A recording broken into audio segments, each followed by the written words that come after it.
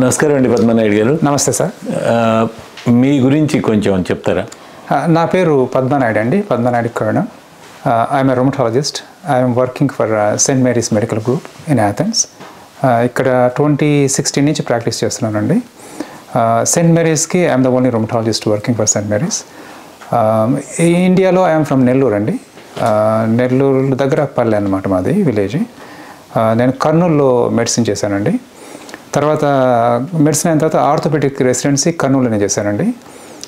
తర్వాత జమైకా ఒక 10 years పనిచేశానండి.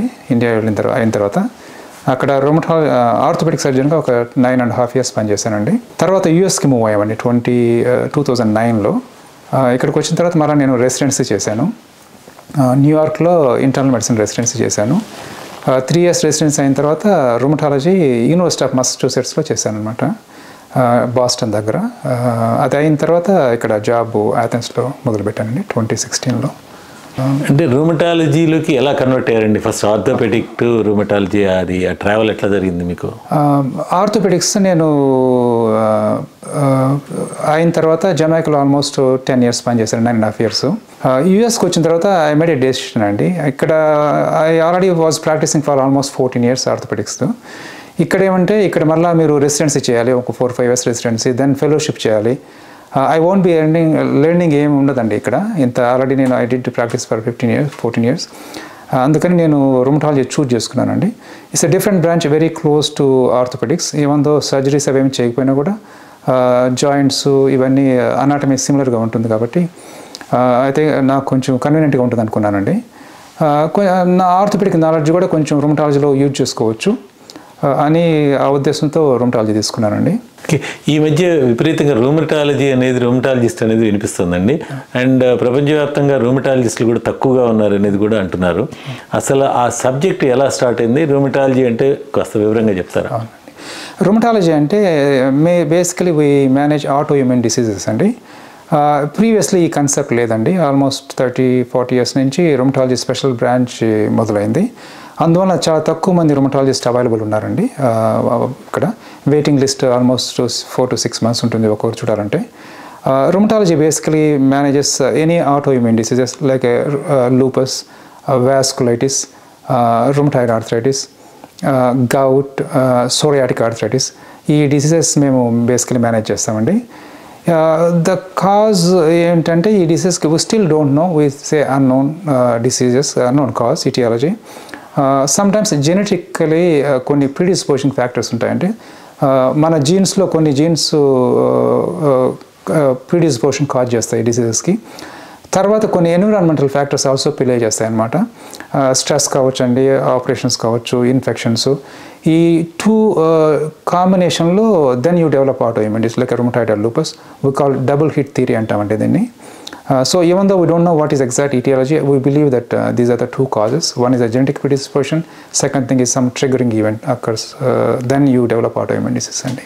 అసలు ఆటో ఇమ్యూన్ డిసీజ్ అంటే వాటి గురించి ఇంకా కాస్త వివరంగా చెప్తారా? అవునండి. ఆటో ఇమ్యూన్ అంటే ఇది బాడీలోనే డెవలప్ అవుతుందండి. Body A part of the body attack చేస్తుంది అనమాట. సపోజ్ మీరు రుమటాయిడ్ ఆర్థరైటిస్ అనుకోండి,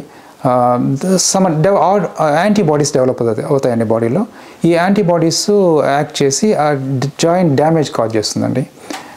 సపోజ్ మీరు లూపస్ అనుకున్నారు అనుకోండి, లూపస్ ఆల్సో ఇవి స్కిన్ డ్యామేజ్ చేస్తుంది, అందువల్ల స్కిన్ ర్యాష్ వస్తుంది. కిడ్నీ డ్యామేజ్ చేస్తుంది, అందువల్ల కిడ్నీ ప్రాబ్లమ్స్ వస్తాయి. లంగ్స్ కూడా ఎఫెక్ట్ అవుతాయి. ఇది ఇన్ఫెక్షన్ కాదండి, ఇది ఇన్ఫెక్షన్ వల్ల వచ్చేది కాదు. సో బాడీయే బేసికలీ దీస్ యాంటీబాడీస్ బాడీలో డెవలప్ అయ్యి అవి బాడీ పార్ట్స్ని అటాక్ చేస్తాయి అనమాట. దానివల్ల సిమ్టమ్స్ డెవలప్ అవుతాయండి. ఇది రీసెంట్గానే ఈ యొక్క సబ్జెక్ట్ని కనుక్కున్నారండి? అంటే ఈ కన్సెప్ట్ ఈజ్ రీసెంట్ అండి, కొత్తగా రీసెప్ట్. ప్రీవియస్లీ మనకు అంత ఐడియా ఉండేది కాదనమాట. ఎస్పెషలీ ఇండియాలో తక్కువ. అప్పుడు మేము చదువుకున్నప్పుడు చాలా తక్కువ ఉండేవి, కేసులు ఉండేవి. ఇప్పుడు బాగా పెరిగింది, కన్సెప్ట్ పెరిగింది. వెస్ట్రన్ వరల్డ్లో చాలా రోజుల నుంచి ఉంది ఈ concept. We don't know what is the reason for seeing more autoimmune diseases in western world. But maybe diagnosis also ఎక్కువ అవైలబిలిటీ ఉంది ఇక్కడ, పేషెంట్స్ కూడా ఎక్కువ అవేర్గా ఉంటారు కాబట్టి. బట్ ఇండియాలో కూడా ఎక్కువ కేసులే ఉన్నాయండి ఈ మధ్య. అందువల్ల న్యూ కాన్సెప్ట్ బేసికలీ, అందువల్ల తక్కువ మంది డాక్టర్స్ కూడా ఈ ఫీల్డ్లో ఉన్నారండి. అంటే ఇది ఎందువల్ల పెరుగుతుంది అదేమన్నా తెలుసుకోవచ్చు? Sometimes diet might play role అండి. స్టిల్ మనకు టోటల్గా ఇటియాలజీ అయితే తెలియదు ఎగ్జాక్ట్గా. సమ్ టైమ్స్ ఇండియాలో అయితే ఇన్ఫెక్షన్స్ ఎక్కువ ఉంటాయి, సో అందువల్ల బాడీకి అంత అటాక్ చేసే అవకాశం ఉండదేమో, ఉండొచ్చు, ప్రాబ్లమ్ ఉండొచ్చు. ఇక్కడ వెస్ట్రన్ వరల్డ్లో ఇన్ఫెక్షన్స్ తక్కువ ఉంటాయి కదా, సో దానివల్ల ఉండొచ్చు అనుకుంటే. స్ట్రెస్ కూడా ఎక్కువే ఉంటుంది, స్ట్రెస్ లెవెల్ కూడా ఎక్కువే ఉంటాయి ఇక్కడ, దానివల్ల ఉండొచ్చు అనుకుంటున్నానండి నేను. ఈ రూమటాలజీ గురించి అంటే ఇంకా కాస్త మీరు వివరంగా అసలు మీరు మొత్తం ఇందులోకి మారిన తర్వాత ఎట్లాంటి కేసెస్ని మీరు డీల్ చేశారు? అవునండి, సమ్ టైమ్స్ కొంచెం డిఫికల్ట్ అవుతుంది డయాగ్నోస్ చేయడం కూడా. సిమ్టమ్స్ అంత ఎర్లీ స్టేజెస్లో అంత క్లియర్గా సిమ్టమ్స్ ఉండవండి, so you have to look for the symptoms and basically. Sometimes the rheumatoid arthritis is one of the common condition. I think we believe 1 in 100 people have rheumatoid, very common condition. ఈ డిసీజ్లో basically మీరు swelling and pain joints develop అవుతాయండి. Commonly younger people develop అవుతుందండి. Pain and swelling ఉండి అవి steroids తీసుకుంటే తగ్గుతాయి, తర్వాత మళ్ళీ సిమ్టమ్స్ మళ్ళీ వస్తుంటాయి. అప్పుడు మీరు బ్లడ్ టెస్ట్ చేస్తే బ్లడ్ టెస్ట్లో సమ్ యాంటీబాడీస్ కనిపిస్తాయి, then we make a diagnosis అండి.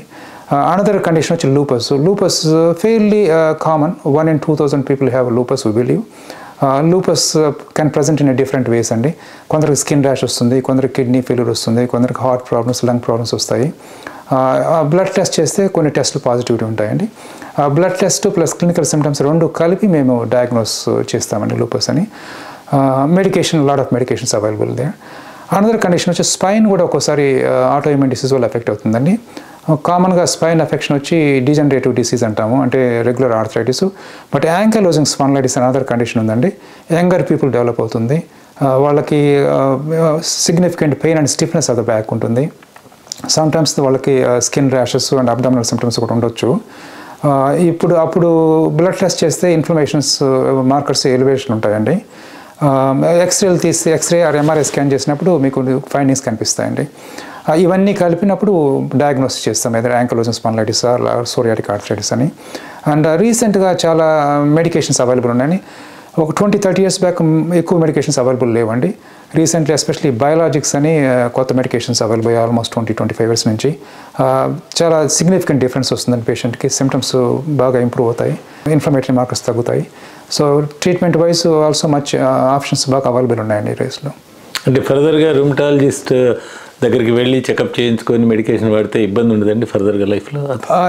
ఉండదండి, అంటే కొన్ని ప్రోటోకాల్స్ ఫాలో చేస్తామండి. ఇవి స్ట్రాంగర్ మెడికేషన్స్ కాబట్టి కొన్ని ప్రికాషన్స్ తీసుకోవాలి, ఎస్పెషల్లీ ఇన్ఫెక్షన్స్ అవాయిడ్ చేసుకోవాలి.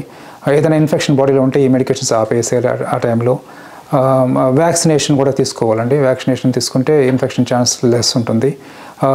ఒక్కోసారి ఈ మెడికేషన్స్ వేరే చేంజెస్ కూడా కాజ్ చేస్తాయి బాడీలో, బ్లడ్ కౌంట్ డ్రాప్ కావడము, kidney function, liver function raise కావడం జరుగుతుంది. అందువల్ల మేము ల్యాబ్స్ పీరియాడికలీ చెక్ చేస్తామండి ఎవ్రీ 2 to 3 months.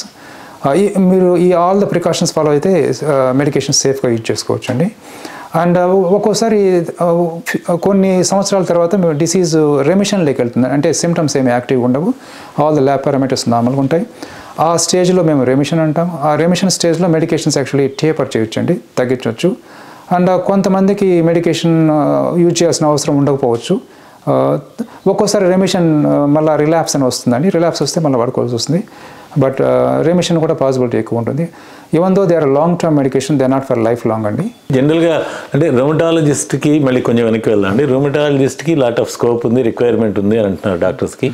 అంటే మీరు పీడియాట్రిషియన్గా రూమటాలజిస్ట్గా కన్వర్ట్ అయ్యారు.